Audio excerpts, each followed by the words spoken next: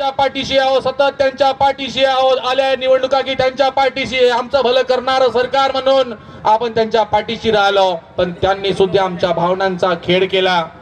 त्यांनी सुद्धा आम्हाला टोपी देण्याचं काम केलं आणि 2018ला निर्णय आला, गोवारी हेच गोंडगोवारी आणि गोंडगोवारी हेच गोवारी, असा ऐतिहासिक निर्णय आलेला होता.